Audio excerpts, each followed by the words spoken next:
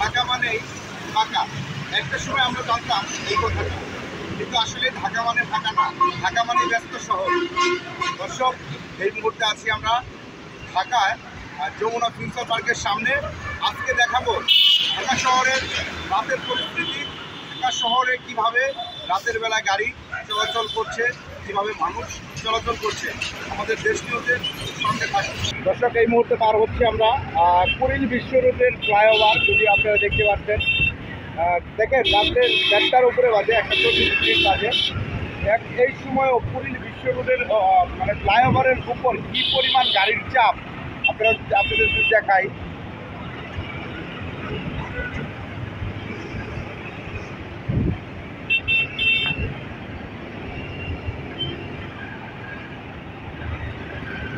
দেখেন বাইক করা অনেক পাশাপাশি যাওয়ার চেষ্টা করছে, কিন্তু বড় বড় গাড়িগুলো কিন্তু ওইভাবে যেতে পারছে না তারা।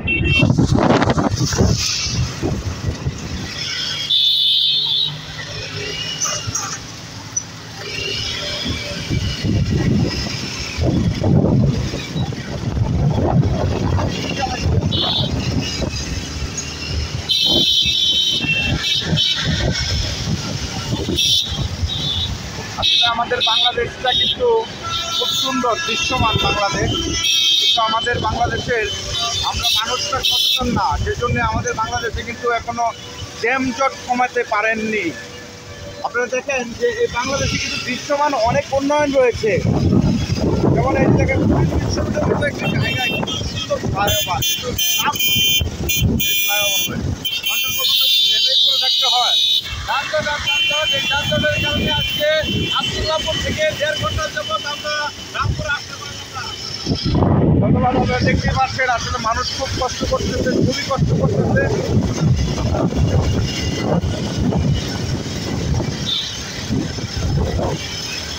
আপনাকে দেশ টিভি থেকে ধন্যবাদ, অনেক ধন্যবাদ আমাকে সাক্ষাৎকার নেওয়ার জন্য। আমি যমুনা ফিউচার পার্কে আজকে রাতে ডিউটি আছে।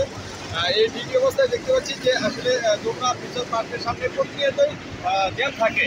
আজকে অনেকটাই জ্যাম, রাত যদিও গভীর হয়ে থাকে, এখন পর্যন্ত অনেকটাই জ্যাম আছে। এই জ্যামের জন্য অনেক ভোগান্তি হচ্ছে আজকে। তো যাতে করে আসলে ঢাকা শহরে আমরা আসছি বুঝবে আসলে কাউকে আমরা আসতে নিষেধ করি, কারণ ঢাকা শহর জ্যামজটের শহর। এই জ্যামজট সারানোর জন্য আপনার মতামতটা কি? এই জ্যামজট সারার জন্য মাননীয় প্রধানমন্ত্রী শেখ হাসিনা, জননেত্রী শেখ হাসিনা অক্লান্ত পরিশ্রম করে জ্যামজট সারানোর জন্য চেষ্টা করে আসছেন। এলিভেটর রাস্তা এবং অনেক ব্রিজ কালভার্ট নির্মাণ করে আসছেন, কিন্তু এরপরেও আসলে জনগণের চাপে এবং গাড়ির অত্যাধিক গাড়ির বেশি হওয়ার কারণে জ্যামজট হতে থাকে। আশা করা যায় যে মাননীয় প্রধানমন্ত্রীর যে ভিশন 2020 ভিশনের যে উদ্যোগ নিয়েছেন, আসলে জ্যামজট অচিরেই শেষ হয়ে যাবে।